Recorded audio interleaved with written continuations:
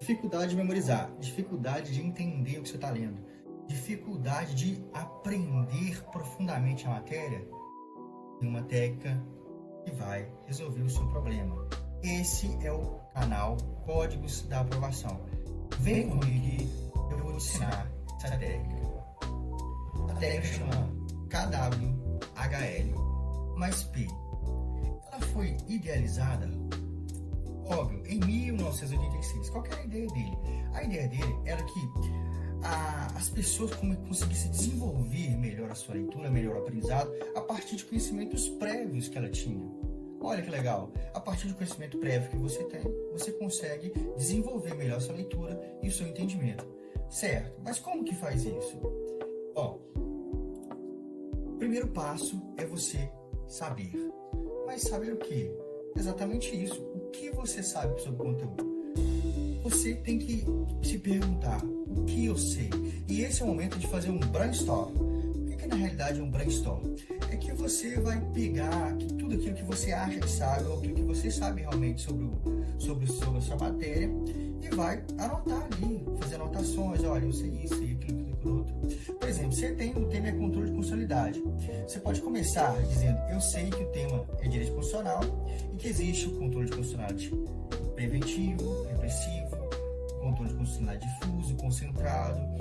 Então você vai anotando ali o que você sabe e vai progredindo, entendeu? Você não pode deixar de fazer é isso. Você não pode ir lá e começar a leitura sem se perguntar: o que eu sei sobre esse assunto? Fazer um brainstorm.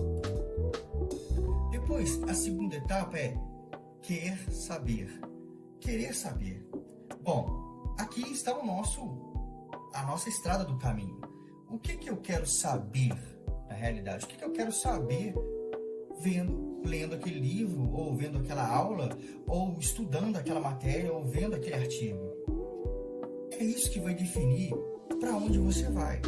Não fica igual Alice no País das Maravilhas. Qualquer caminho é o certo, qualquer caminho é errado.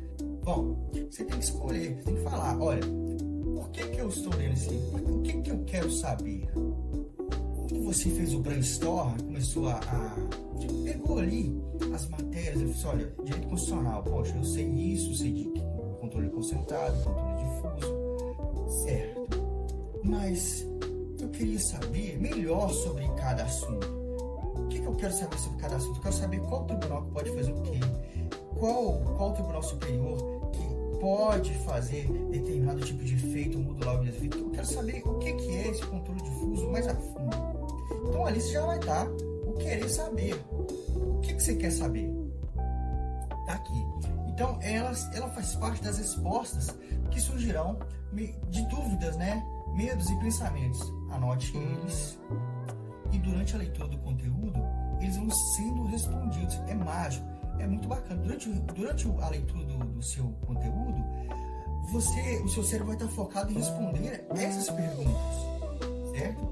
Por exemplo, você está lembrando você está lembrando o controle de constitucionalidade, mas tem dúvidas. Como ocorre o controle preventivo? Como é o controle difuso? A sua mente tem que ser forçada a responder essas perguntas para entender melhor o tema. E o nosso próximo etapa aqui é como saber. O como saber, pessoal, é procurar fontes, locais confiáveis e locais necessários que você precise, que você vá fazer a sua base de dados. Por exemplo, vamos supor que você está estudando para um concurso de juiz, concurso policial. Nós sabemos que um concurso de juiz exige muito jurisprudência. Então você tem que pegar lá, se você vai ler constitucional, tem que pegar a parte de jurisprudência que fala sobre controle de constitucionalidade.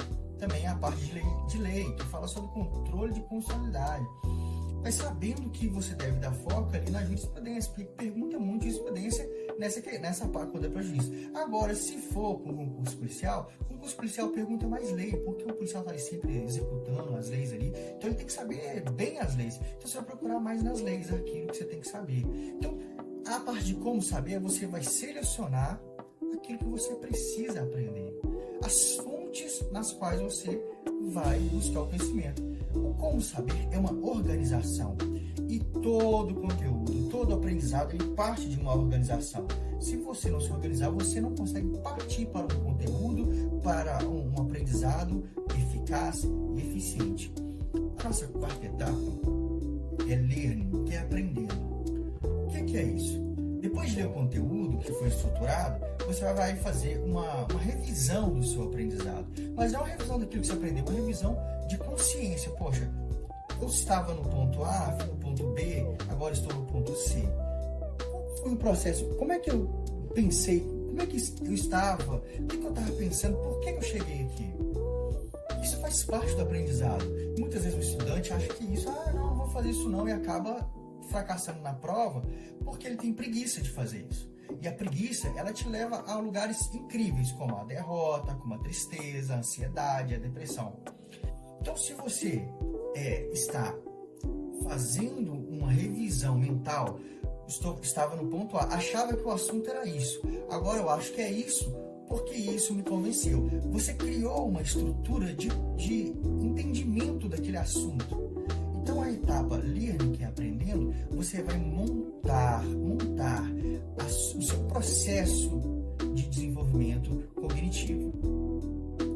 Depois nós temos a quinta etapa, que não foi idealizada por Ogden em 1986, mas foi idealizada por neurocientistas. E é uma parte de pesquisa que ela é muito pesquisada até hoje e muito divulgada. E ela é interessante porque ela diz que você tem que participar do seu aprendizado. E como você participa do seu aprendizado? Você participa ativamente, não passivamente.